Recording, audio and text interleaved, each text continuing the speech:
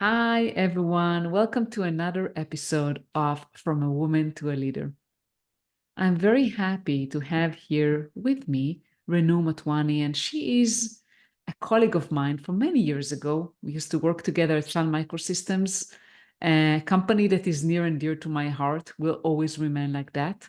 And Renu is a seasoned software product executive with over 2 decades of industry experience.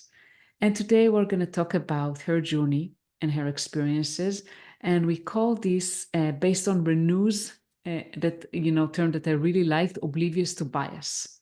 So first, Renu, I want to welcome you. Thank you so much for finding time on your busy day and willing to speak with us today. Thank you, Limor, and hello, everyone. I am thrilled to be here. First, Limor, thank you for thinking of me to feature me on this podcast. And when you reached out, of course, we've been in touch on LinkedIn through cheers and kudos for each other. But when you reached out specifically with an objective of doing something like this, I went down the memory lane about and started thinking about all the time we had at Sun and the last time I had seen you in San Diego where we were driving. That was, of course, special time for us, for both of us in our lives. So, not just you excited me about this project that we are working on, this interview, this podcast, but also you took me back several years ago, 15 years ago, and that was awesome. So I'm grateful I'm here and ready to answer anything, share anything that you would like me to. Yeah. So maybe let's start with just maybe if you want to tell the audience a little bit about you and what you do today. So, like you said, I am a software product executive, and I started this journey with being an engineer behind the screen, writing code, and doing some software engineering and design. And very early on in my career, which is more than 2 decades now, I had realized that I do not want to spend my entire day sitting behind the computer screen and doing coding. As good as I was at doing design and engineering tasks, and as much as I enjoyed programming, I wanted some real life exposure, talking to people, understanding what really are the problems that we try to solve through the software. And so I switched to doing product management. And it has been a fantastic journey since then. There was no stopping after that. I did an MBA along the way, and at that juncture, I had various options to perhaps switch to sales or marketing or business development or finance or all those other fancy things people try to do after MBA. But like I said, it has been a fantastic journey for me doing software product management. I stayed course, and I have been doing that for over 15 years now in various different functions and capacities, overarching inbound product management, outbound, enabling go to market functions, strategy. And I enjoy this holistic nature of my work where I am getting products out in the market, whether it is a product journey from stage 0 to 1 or sustaining mature product businesses. So that's what I've been doing in San Francisco Bay Area. This is my home. I grew up in India, but now I have spent more time in San Francisco Bay Area than in India. So if you ask me where I come from, perhaps I'll have to think twice what Yeah. defines me today, which culture defines me. And here I am with years of experience working with big companies like Sun Microsystems, Oracle, CA Technologies, Broadcom, and of course, having been bitten by startup bugs a couple times in between. If Yeah. you are here in Silicon Valley, you can't escape that, right? Yeah. So that's a little bit about my background, my professional background. I have two Thank you. beautiful girls and a lovely husband who at times has been a competitor based on what we do, at times a collaborator, a mentor several times. But just sharing all of that to say, as happy I am professionally, as blessed I am personally too. That's incredible. Which is more important, right? The personal, the family, is so important, right? To have a supportive family, and this is incredible. I think so too, Limor. Both feed into each other, right? Yeah. I have had ups and downs in the professional ride, but if I'm happy personally, that carries me forward and that still gets me to the goal that I want to professionally. And so does the other way. If I'm happy professionally, then I can bring back that joy back to the family and drive more goodness out of that. So it's very, very important for every professional. In this case, I won't say just for women, but every professional to strike a good balance between what they're trying to accomplish professionally and personally. Yes, I agree with you completely. And we do want to touch, your perspective as a woman, obviously, because that's what we are here and mainly doing, right? Empowering Right. other women. And we both know how it is like to be a lot of times the only woman in the room.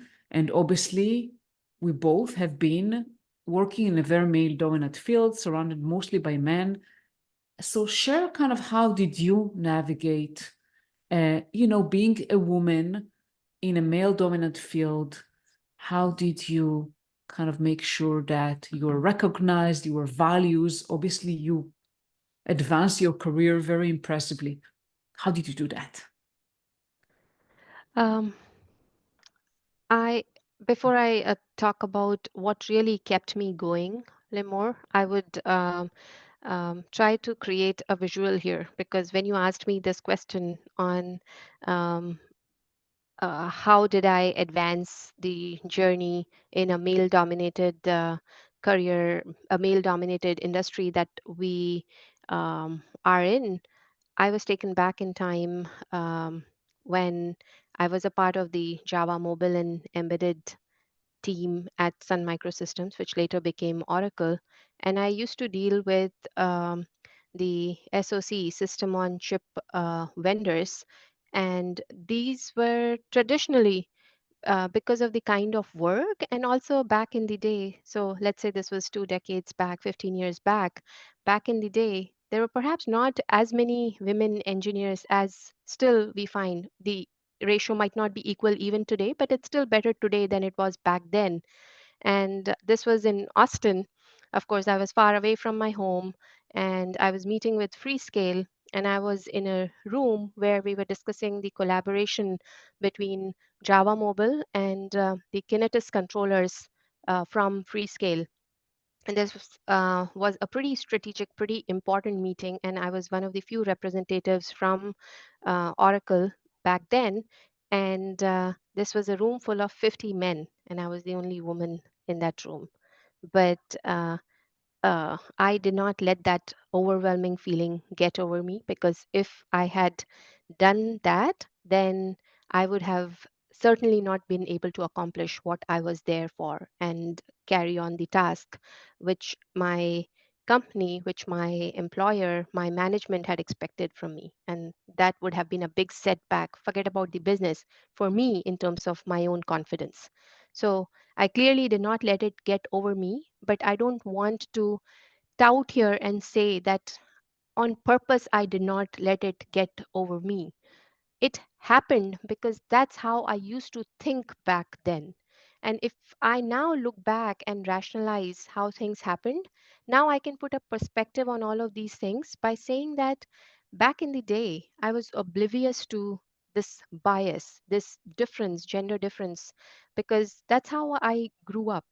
In my engineering college, also, if I see how many women were there or at any other external event where I had to represent myself as an engineer, um, the ratio was always skewed. And if tried to find my affinity with similar people, say in this case with women, I would have been left in minority. And I perhaps chose not to do that because from the beginning, from the childhood, I kept reminding myself that I'm no different than anyone.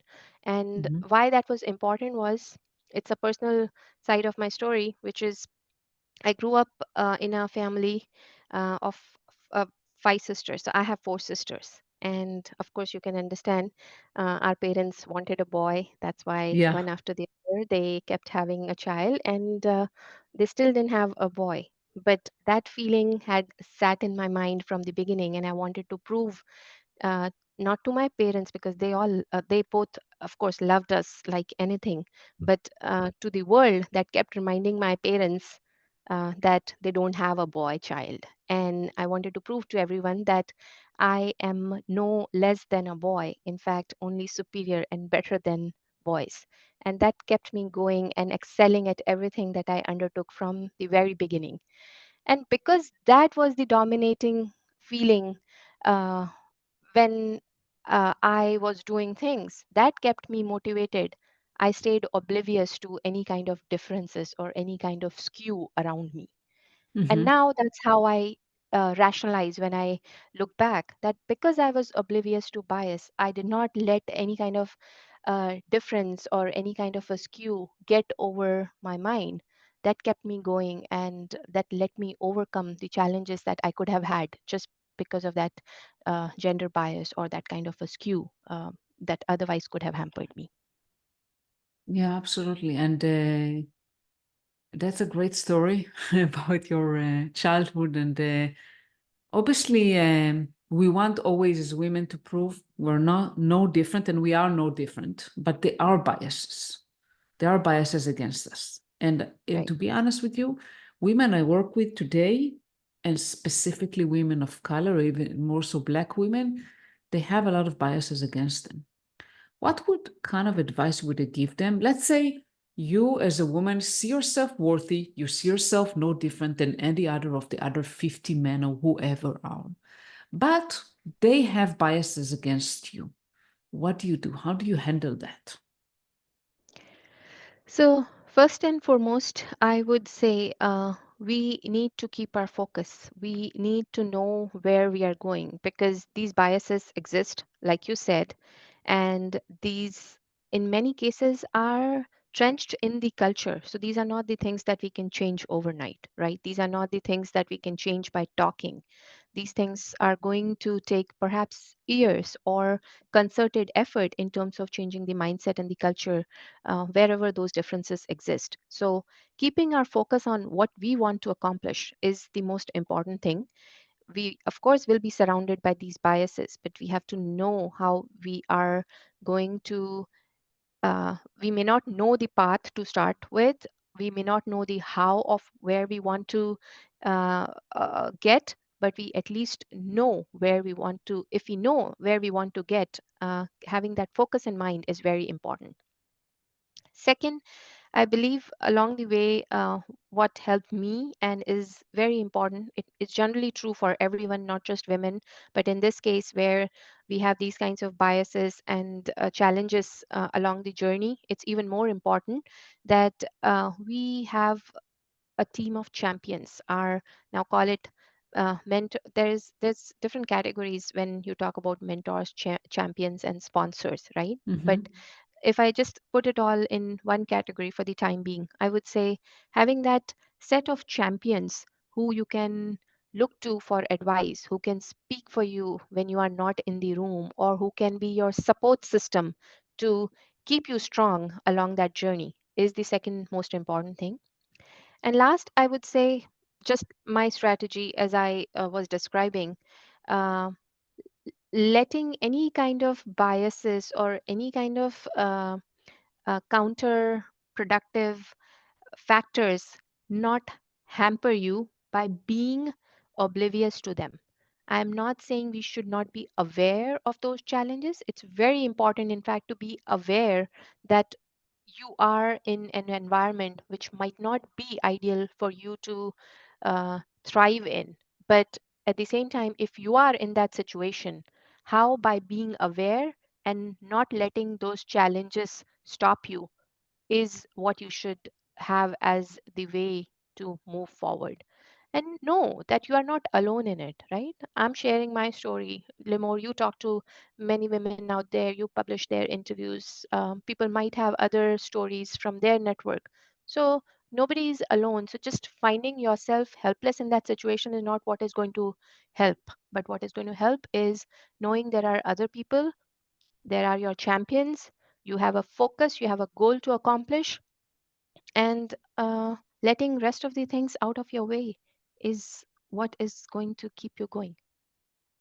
Yeah, absolutely. Cleaning the noise, I call it. Yeah, yeah. Uh, do you recall any instances where you actually had to kind of overcome different biases against you? um, Overcome different biases. Actually, I can think of lots of different stints I have had with different companies, different projects I might have worked on, where clearly, like you said, I'm a woman of color, and to start with, when I would have come to United States, I was also an immigrant, Mm-hmm. and one of the people in minority in terms of my affinity if I'm a woman. So clearly those biases existed, and sometimes these are conscious biases in people's minds, sometimes these are unconscious.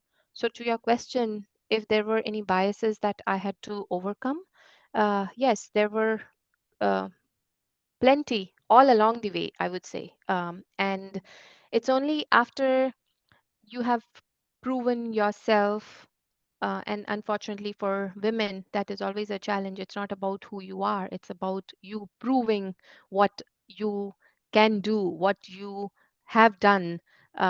Is what helps you get through the first step in terms of getting the confidence and getting the support system that you are trying to build, right? So, specific example I would cite is especially when I started to take on more executive leadership roles, and because now it was not about what I can do for myself, it's also about the different people who I am directly responsible for in terms of their careers, in terms of managing their work. And that's a diverse set of people, the nature of our work, the nature of the industry in which we are. And that's great that we have diverse teams. So it's different people with different backgrounds, different biases. So it was not only about the biases my peers or my management would have held against me, whether I'll be able to prove myself, whether I will be able to take on this significant role, but I had to also manage those biases my team would have had in terms of whether I can advance their careers, whether I can navigate them to get to what we as a business have to accomplish. So, my most significant responsibility was with Broadcom, where over the last 5 years, I have held various different product roles, and in a way, for doing good, um, and this is, I should think of on one hand as a reward that I was getting rewarded every year. On the other hand, I can also think of it as I was getting penalized because I was doing good and I was gaining more responsibility every year. I was getting to take on a product and fix its challenges. So, over a course of 5 years, I had five different products in the portfolio to take care of with different kinds of challenges and issues. So, with that significant responsibility for the products themselves, I was also, as I was growing up, growing in my career, growing in the professional ladder, I was gaining responsibility for more and more people. So, Mm-hmm. as much as it was exciting. It was also coming with a whole different set of biases from the new people, new set of stakeholders whose responsibility I was gaining. So there are examples I can cite from uh, this particular journey, but if you ask me to pick one from where I had biases to overcome, I would pick this journey over the course of last 5 years. And because of the increasing responsibility of the products, the technologies, and people, I, of course, had more and more biases to deal with and remind myself that I cannot fail myself here, because failing myself would be failing the people who are holding those biases and who are expecting that I uh, support them or I overcome those challenges that they think would be hampering me. And I'm grateful I got um, um, time to prove that those challenges that came along the way, we can counter them. I could help the business, I could help those people, and in the process, in the journey, accomplish those things for myself and have stories to talk about maybe 10 years from now, 5 years from now. Yeah, yeah, for sure. Thank you so much for sharing and being open about it. That's what we are here for, right? To share those stories and that other women can be inspired and see that yeah, it's not easy, but it's doable. It's doable to succeed. And I want to talk a little bit about biases against women that are also mothers, right? Both of us are mothers. Um, and can you share, kind of as a working mom, you have two girls. Have you felt or have you experiences any kinds of biases, or maybe not specifically at you, but maybe other working moms? Um, um, so I don't know whether it had to do with because I was a mother or because I was stretched too thin to strike a balance between my personal and professional priorities. But when I had my second child and she was only 18 months old, I had taken on a new job and a new role at a company. I wouldn't name the company, and the person who was directly managing my work back then. But while I expected empathy in terms of how I was juggling between a new child and the significant responsibilities, for those who understand the product management profession would relate to what I'm saying here, that it's at any point in time juggling 50 different balls in the air. You are dealing with different stakeholders, different kinds of processes and tasks in the delivery and the operational value chain for the product. So it's a lot of multitasking that I was dealing with my professional expectations and my personal responsibilities. And because that was going on, there were times where I did not decline to travel, but I expected a little more flexibility in terms of maybe reaching just in time for the meetings where I was expected to be outstation, or maybe taking a day off earlier from the conference, because last day typically at a conference, big conferences I'm talking about, is wind up and not a whole lot is expected in terms of customer interactions or partner interactions. So I was expecting a little more flexibility in terms of the time that I would have spent outside of my hometown, so that I'm close to the family. Like I said, I had an older child and a younger one that was just 18 months old. And this part, this kind of empathy was missing in terms of the environment and the expectations from me, and which led to perhaps me um, shying away from taking on more responsibility at that point in time, because more responsibility meant that I would have had to make more compromises. And I believe, now that I look back, I think if I could have taken on more responsibility at that point in time, I could have perhaps contributed more to the business and to my professional journey as well. But I was not able to, because of those um, th- uh, because of that lack of the right kind of an environment. And I don't know it was a bias against me or it was just lack of empathy, but Mhm. this is what I can think of as an example where I was held back, because as a mother there were certain expectations from me on the personal side, and I wasn't necessarily asking for punting back on my professional responsibilities, just a little more creativity, which was missing in the environment. which now, as a woman, if you ask me, if I have a working mother in on my team, not just because I'm a woman, but even if, say, I had not had that experience myself, I would try to be more empathetic and understanding of what are the expectations of mothers, and especially those with young children. And I hold high regard for how parents juggle between things. And in this case, I'm referring to this role as parents and not just working mothers, because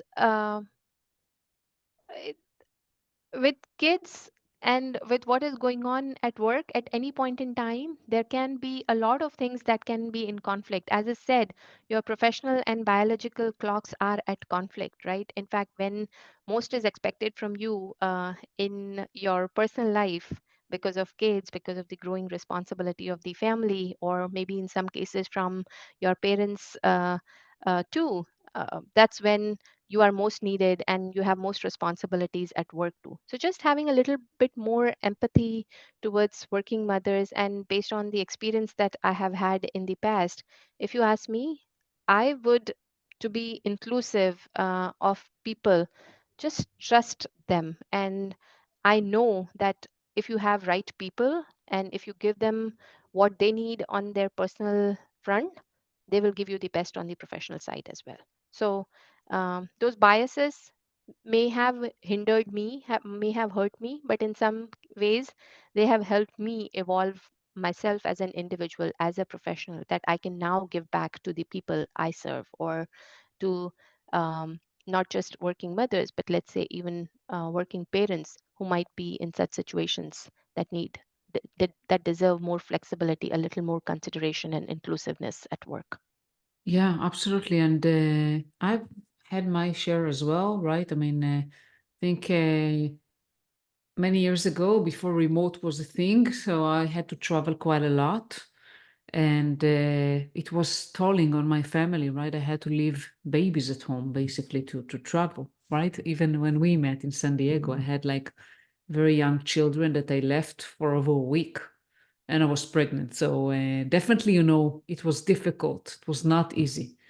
And you mentioned flexibility. What kind of flexibility do you think employers should provide for both mothers and in general to caretakers? I would simply put it as, especially in the software, it is very possible, and pandemic has perhaps made employers and senior management realize whether they are ready to accept it now that we are out of the pandemic or not is a different story. But they have realized that remotely also people can be as productive. So, in simple terms, if you ask me what kind of flexibility, people should have flexibility of the place they are working for and hours that they are working, as long as they are respectful of the critical hours during which they should be present for their team or for their customers or the stakeholders they serve. But place and the entire stretch of the time that they are working, uh, they not be expected to be available at all times is what I would define as flexibility. Hmm. Because if you ask me, in all honesty, I don't work for 8 hours. I don't have defined boundaries like 9 to 5 that I'm working. I'm practically working round the clock.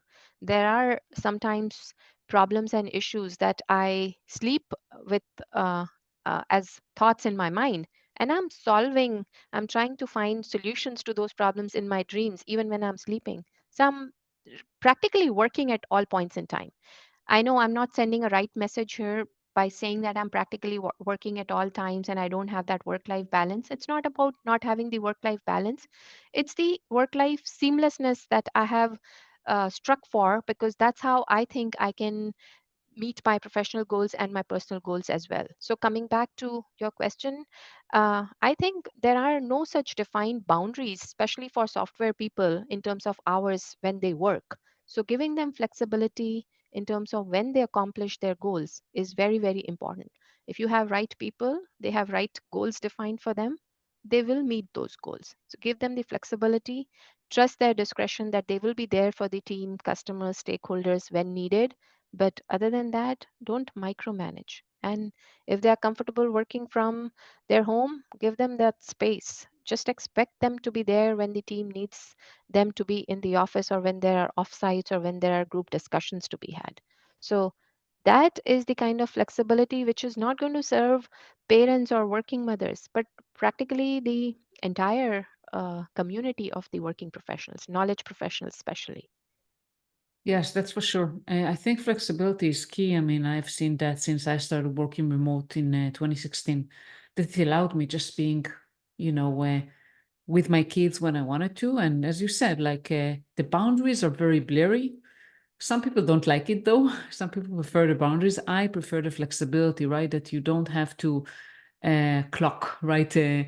Punch the clock at 9 and punch it off at 5, but you can kind of manage your time and you can define where you when you work, when you're with your family. And I think it's better for both sides, for the employers and for the employees. True, and Limor, if you think of it, right, for the tech industry that you and I are from, or if a lot of our audience here might uh, be from, if they're listening to this podcast, we don't have defined problems that we are solving that definitely have an answer that you will be able to find a solution to it in 8 hours or 6 hours or 4 hours. Most times we are dealing with ambiguous problems. And sometimes we might find an answer in 30 minutes. Sometimes it might take 30 days to get an answer.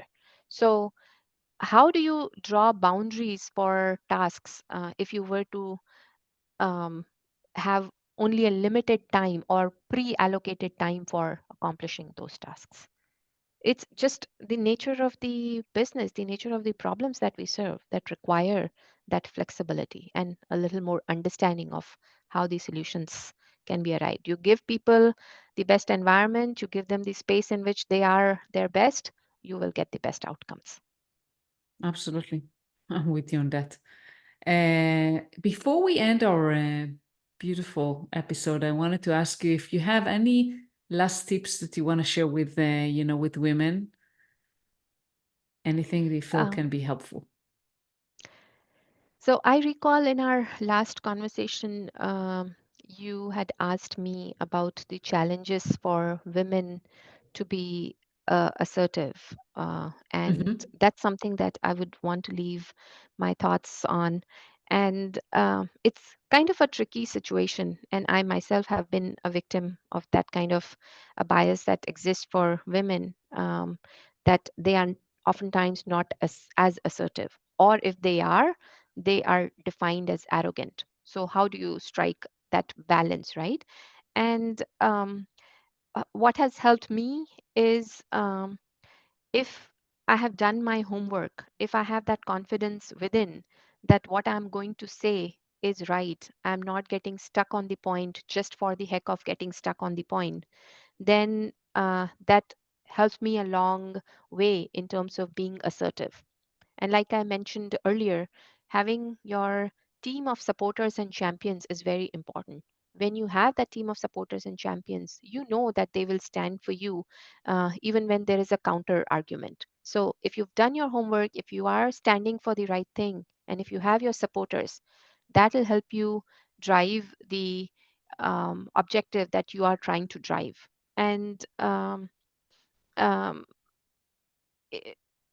to be not seen as arrogant, it's also important that you know when to stop uh, and be assertive, but at the same time, don't get stuck on the point. Because if you've said your point, if you are right, and even if the other side is stuck on their position, sooner or later they would realize you don't have to fight for it.